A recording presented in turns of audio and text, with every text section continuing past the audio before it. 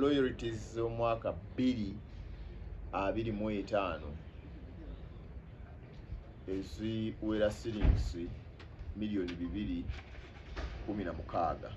eri ba members baayo.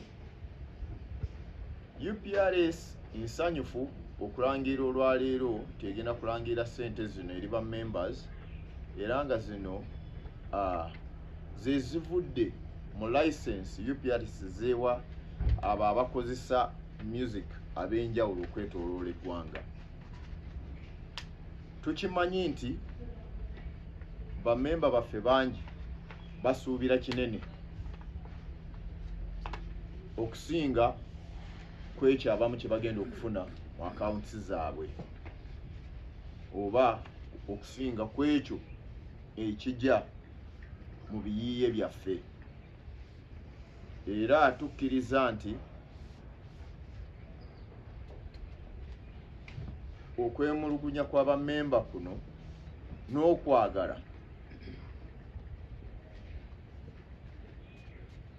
kw'abammemba okwongeza ku kasente kwe kwagala kwa board ne management ya UPRS kati gye tulina.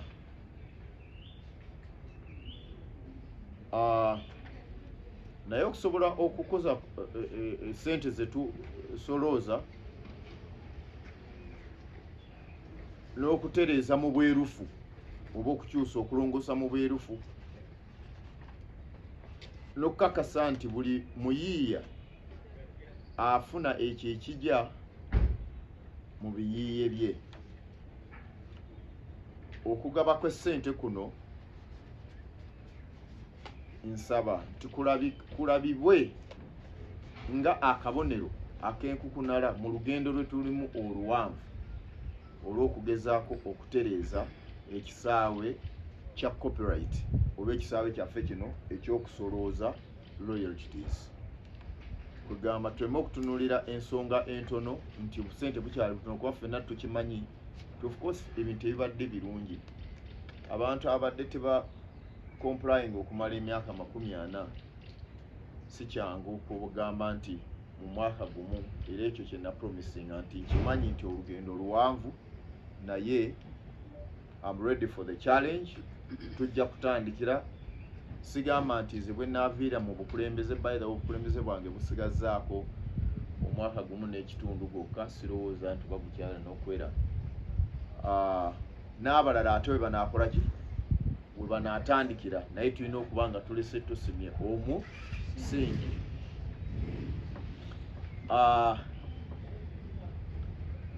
Wadde nga tukyasolooza ssente ntono, naye emikutu gye tutaddewo ba gye tugezaako okuzimba okulaba nti tuzongerako, okulaba nti twongera ku compliance, okulaba nti enforcement eyongerwamu amaanyi, n'okulaba nti twongera ku ssente ezigabibwa bingi.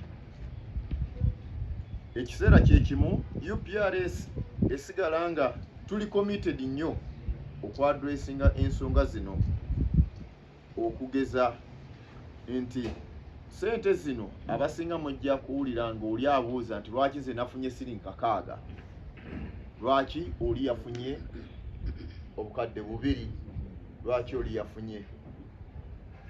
Ekyamazima kati twakozesezza ekiyitibwa sampling. Twakozesa chat metrics, netukutunuulira social media, netutunuulira some a little monitoring from broadcast monitoring.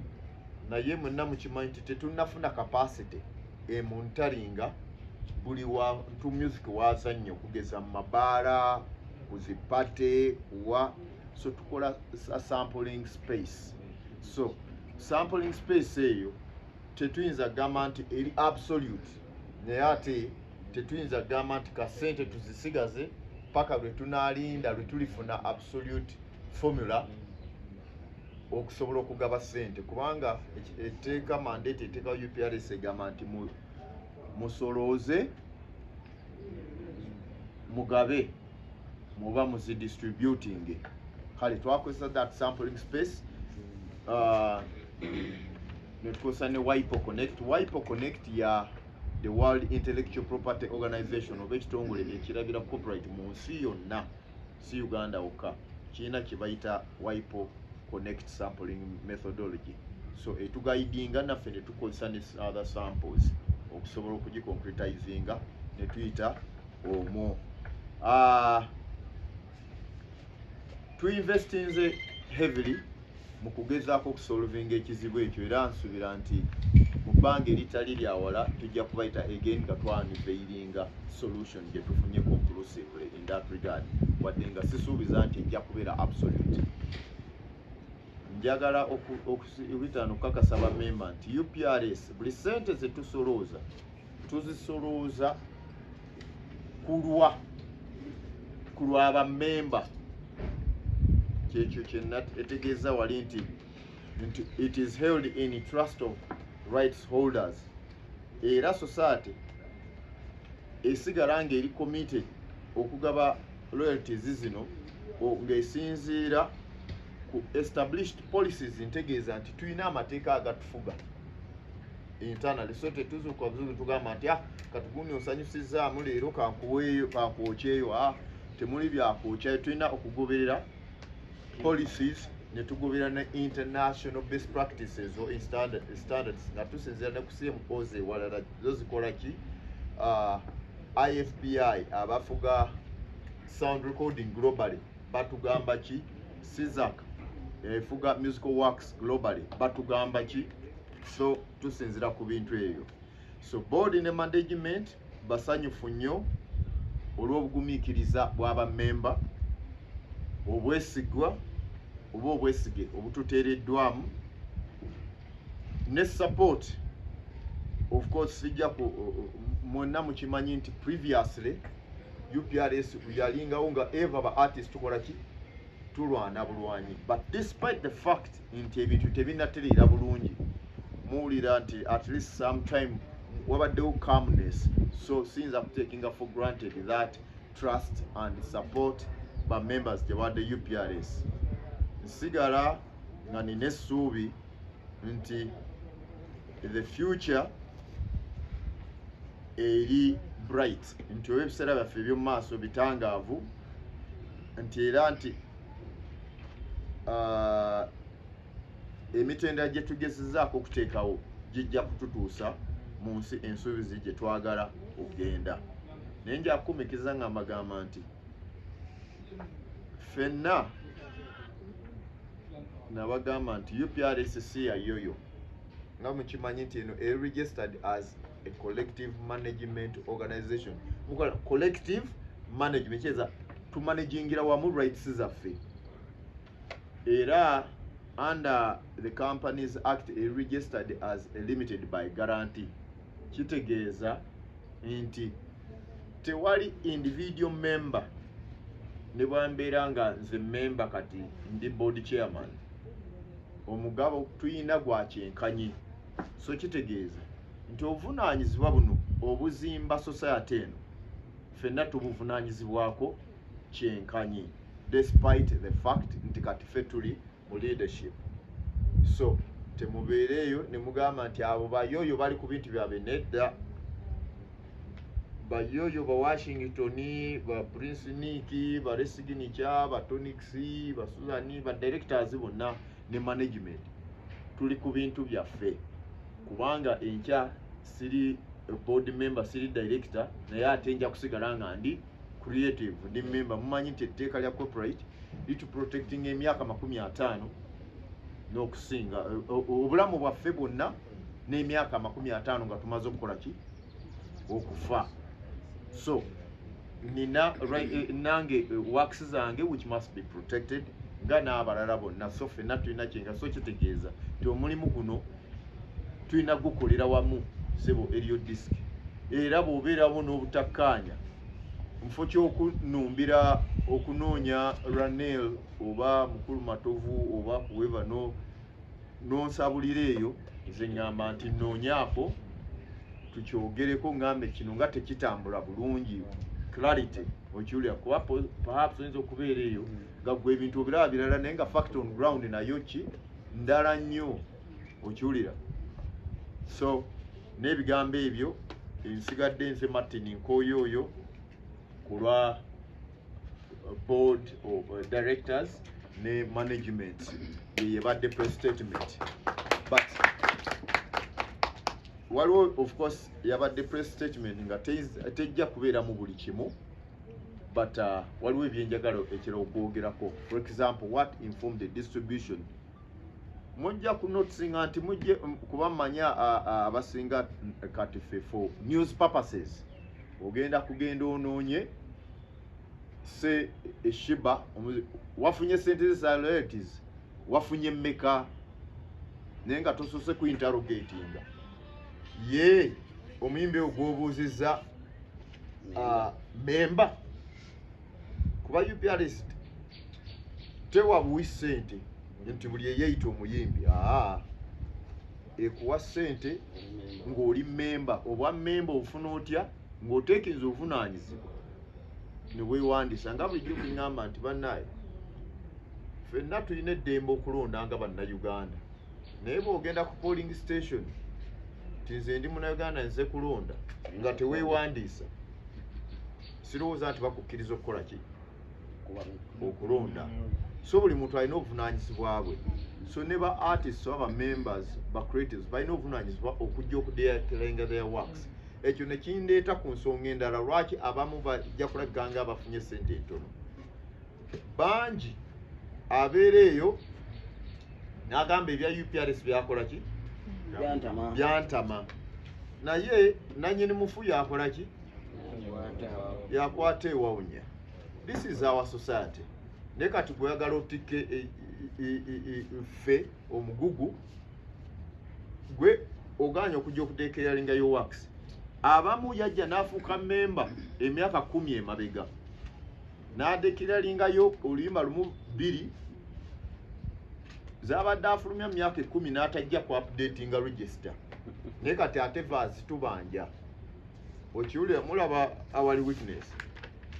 Ekyokubiri, abalala najja n'aregisteringa wanagamba just for the sake of being a member can registeringe n'ateekawo ennyimba eziri unpopular oba ezitakuba nnyo.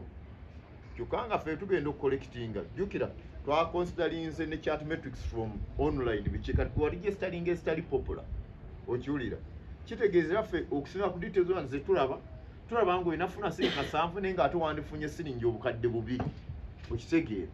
Kati mutusaasire bannaye. Ensonga endala mpulirayo bangi nnyo abagamba nze ngenda kujja kankoze example ya muganda waffe wuno webali Opus Music. Nze ebya UPRS byantama, nze kati ndina Opus Music.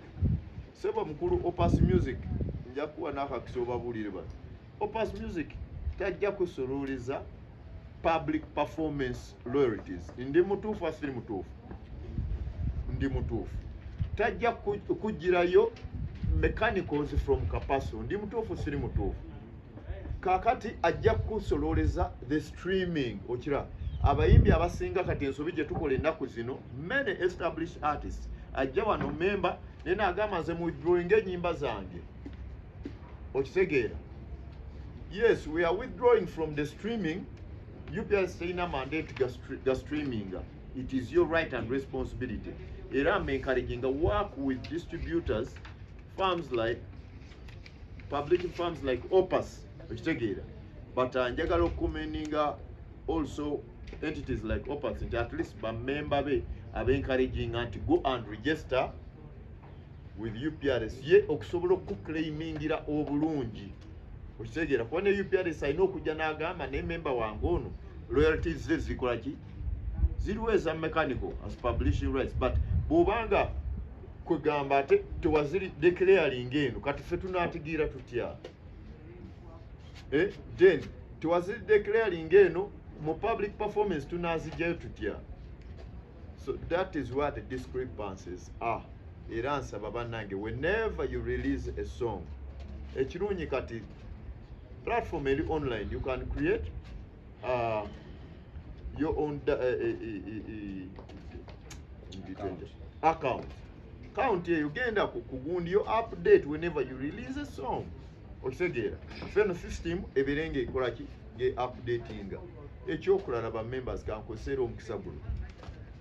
si ffe twasalawo nga board, ba members ffe twasalawo mu lukiiko oluwedde ne tuintroducinga a membership fee ya $5,000.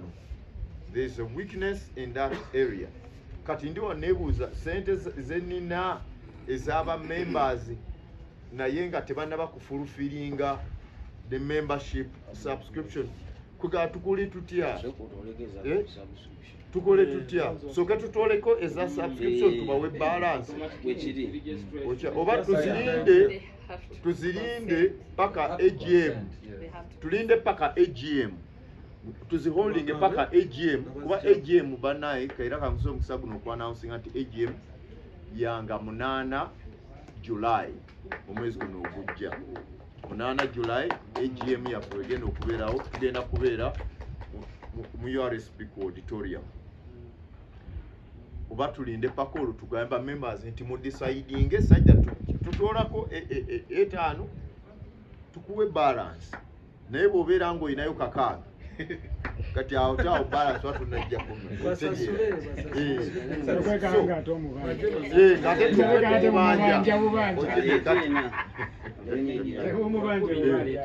so ngamba ba members nja kukomekeza nga ngamba nti society si yange, society yaffe.